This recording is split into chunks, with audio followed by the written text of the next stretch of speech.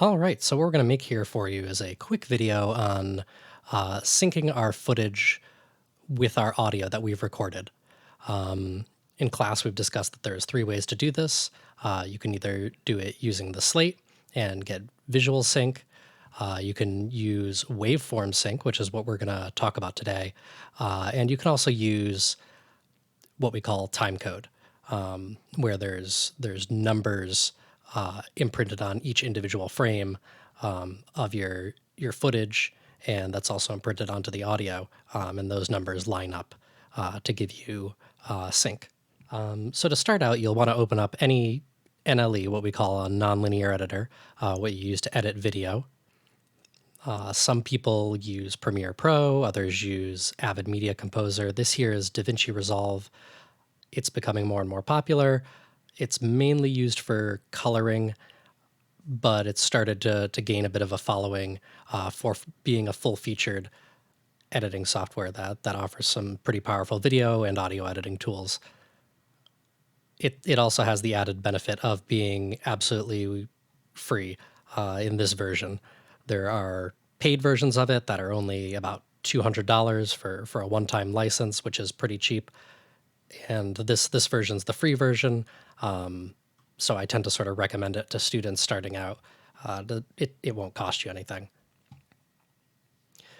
So you guys will see I've got two folders up here. I've already imported my media into my editor. I've got a bin for all my footage and a bin for all my audio, with a couple of discrepancies here. I went through all of these and actually tagged them after downloading your submissions from last week's lab and sort of reviewing some of them. So some of these received sort of worked out well, and some didn't work out so well. That's the whole point of the sound report, is so that you can trace our audio back to our video and whatever take that we slated with, because this is normally what you see up here in this top left viewer. You see 1A take 1, so that's the one that you slated, and you'll be able to use that in your sound report to figure out which video files go with which audio files. All right, so let's take a look at this. I'm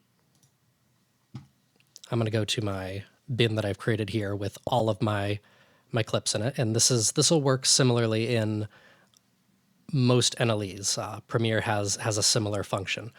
So I want to sync up the audio and the video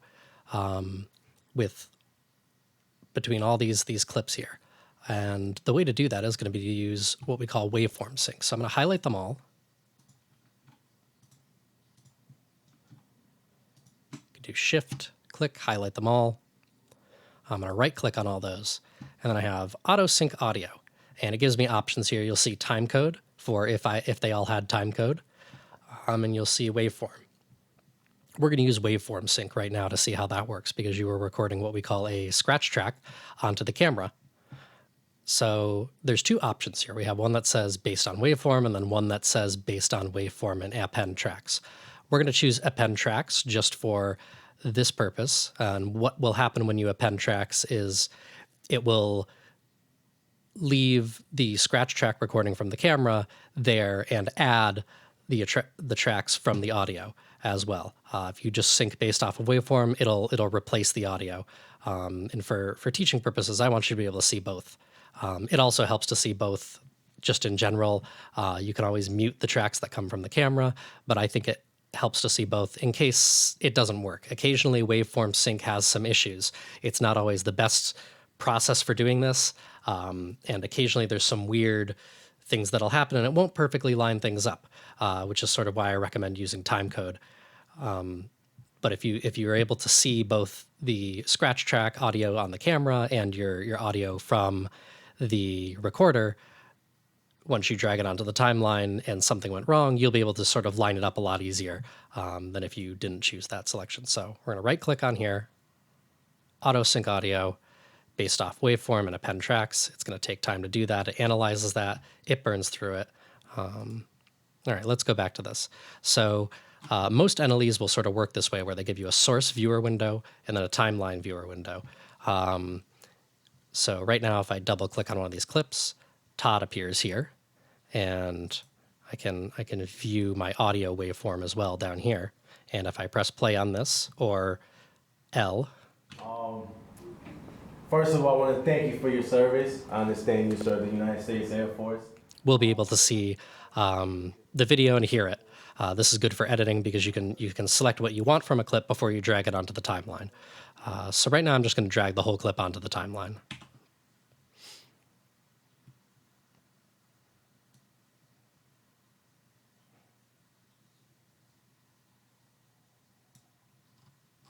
There's also a plethora of shortcut keys that you could use for all these functions, but for now, we'll just sort of avoid that. To make this easier for you all, I'm just going to close a few windows. So I'm going to close my media pool. We don't need to see that right now. And we can just use single window mode. So as you can see here, we've got our video on the timeline up here, and then some audio tracks down here. We've got 2 audio tracks that say MVI. They're the same as our video, so that's the scratch track audio that came off the camera. Let me play that for you real quick. Having you here, man. I'm a big fan. First of all, I want to thank you for your service. And then we have the tracks that came off of our recorder. Now what you have is a 6-track recorder, and you're able to see here what it recorded. So here we've got our very first track here, where if you look on your sound report, that should have been labeled boom or S mic 2. This is going to be the individual ISO track of our boom. Let me play that for you. Great having you here, man. Great to be here. Thank you. First of all, I want to thank you for your service. I understand you serve the United States Air Force.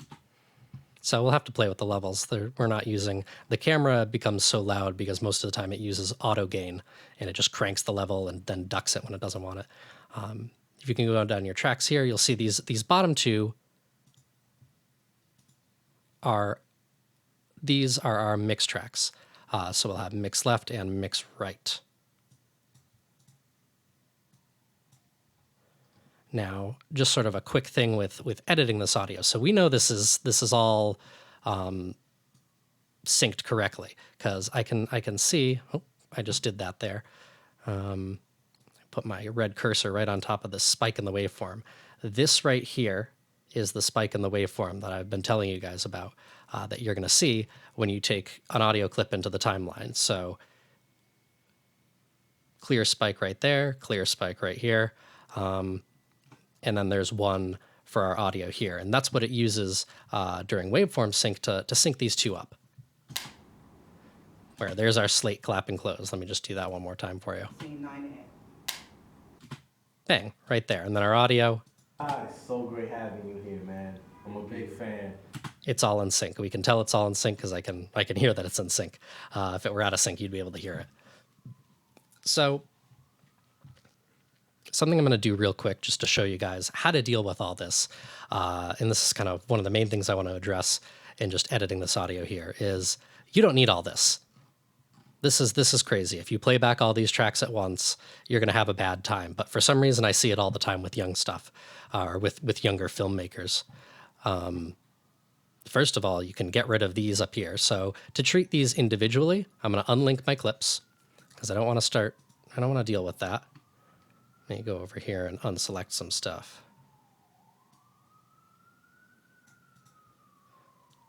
So I'll unlink those. And this will let me select individual clips out of here. So I know I don't want these 2 up here. Now, if I'm always editing like this, I can just sort of mute these 2 tracks so that I never hear my audio that comes off my camera. But what I also don't want is my mix track right now. We don't need it. We just had one microphone. This isn't useful. So a lot of times editors will give you a way to just deactivate certain clips. And here I press D and it deactivates those individual clips. In addition to that, what I don't need is all these other channels. You can actually see there's a little bit of waveform there if you look real close on the video, and that's probably noise or just something residual from the preamps. yeah, whatever it is, we don't want it. We just want this nice clear signal coming from our one channel. So these we can deactivate as well.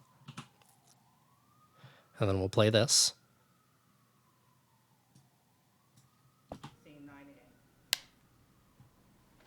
Todd, it's so great having you here, man. Great to be here. So right now, this level, I'm going to take the look at the level of Todd's voice when he's talking. Our interviewer who's off screen is obviously going to be quiet because the microphone's not aimed at them. So let's listen to Todd. Travel. So these are nice, safe levels right now, but they're a little quiet. What I can do is do something called clip gain. So I can use the clip gain here and just drag this up a little bit. And you can clearly see when our interviewer is talking, the waveform is smaller. Let me make this one track a little bit bigger for y'all. And then when Todd's talking, the waveform is much larger. That's a good question. Travel. All right, that's a little too much. Our gain staging still applies inside our NLE as well, except you can go a little bit higher than that -20 in here. You'll eventually want to get it up to around -10 is normally sort of a good spot. There's other loudness things, but gosh, if I were to talk about that right now, it'd take way too long. That's a good question. Travel. Going to Korea, Portugal, Honduras. And he sounds much better than if we were to let all of these tracks play at once. Let me just add back in this camera audio so you can hear how horrible that is. That's a good question. Travel. Going to... There's actually a little bit of phasing going on there too. And these tracks by themselves, just listen to them. Travel. Going to Korea. Oh, well, that's just horrible, isn't it? So that's basically that about syncing up our audio and our picture. And then make sure to sort of link these back up afterwards so that when you move anything like this around on the timeline, you'll be fine. Generally, it's a good rule of thumb to do all your editing before you start really messing with audio. That's how most productions will work, but this isn't an editing class. This is just sort of a rough crash course in this video recording. I have one more thing here for you. Let me take Todd off the timeline. Sorry, Todd. I know I have one clip in here that did not sync up very well. And sometimes that happens. And I can already see this one isn't going to be synced entirely as correctly as we want it to be. So take a listen to this. Use scene 1A, take 1. Action. Hello, Christine. How you doing? I'm well, how are you? I'm there. So you can actually see right here that our audio, for some reason, didn't quite get synced up. And that could have happened because the level of this was too low, or sometimes these algorithms that computers use to sync the waveform is sort of dependent on the start times of the audio and the video. Sometimes if you start recording audio a lot longer or for a significant amount of time earlier than you start recording video, it gets a little confused and it has trouble lining up the waveforms. So what we can do here is just sort of manually sync these by taking a look at this waveform right here on the picture. Take 1. And taking a look at, let me close this media pool real quick just so we can make this bigger, our audio down here. And we can just drag those in and line those up. So let me select all of my clips that came with my camera. I'm just going to trim them down a little bit so it'll let me drag it farther in the timeline. Well, that's not going to work. Give me 1 second.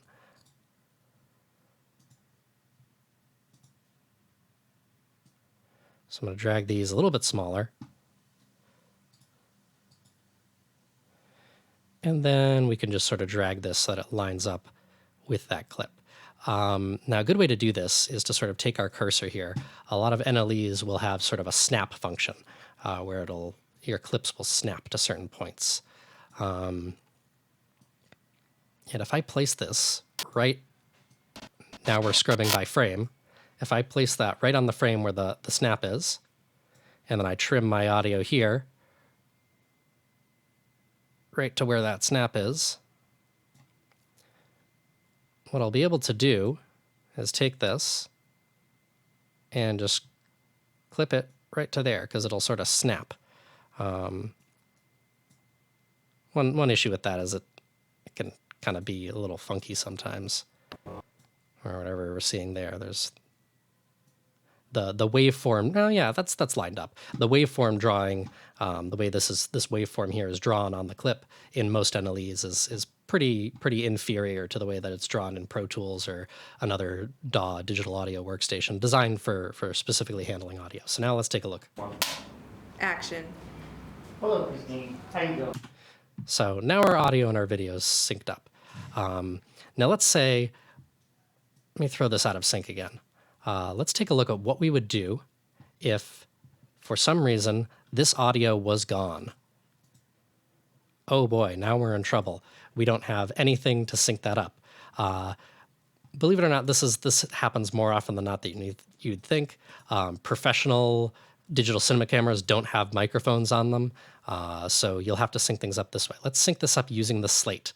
So what I'm going to do is I'm going to take a look at this slate up on my viewer up here. Make this a little bit bigger just for this purpose. This small real estate here is why a lot of editors will use 2 monitors when they're editing. So what I'm going to do is scrub through this by frame. Oh, there we go. Until I see that close. So this is what we were talking about, where I see there's a blurry frame, there's a blurry frame, and then it's not blurry. I know it's definitely closed here. So what I'm going to do is take that and then line up my audio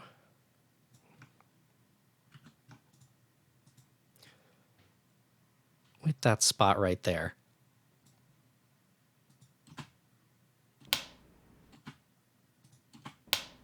Action. Hello, Christine. How you doing? I'm well, how are you?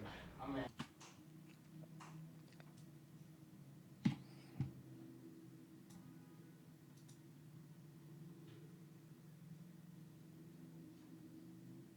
And now our audio for Christine is in sync. Action. Hello, Christine. How you doing? I'm well, how are you? I'm going to ask a couple of questions today. So, Christine, who are you? And again, we don't want to hear all these other tracks, so let's just do that right now. Select you, and get out of here. We don't want you. Favorite brand of cornflakes? What is my favorite brand of cornflakes? As in, what's my favorite cereal? Yes. And again, this is one of those things where your level here is coming out to be about -20. You can make this louder. The reason why we teach when you're recording in the field to hit about -20 is because your modern recorder has some pretty decent sounding preamps, and you don't have to worry about the noise floor too much. And when I boost this gain digitally, I'm not adding any noise to the recording. I am bringing up the noise floor of the recording that existed on it, but I won't be adding any noise by just boosting the gain digitally in here. So that's that for this little video. You can use this as a reference at some point. I'm going to do a demo of this in class as well. But for now, this is just a little reference video for y'all on syncing audio for those of you that are sort of visual learners. And that's that.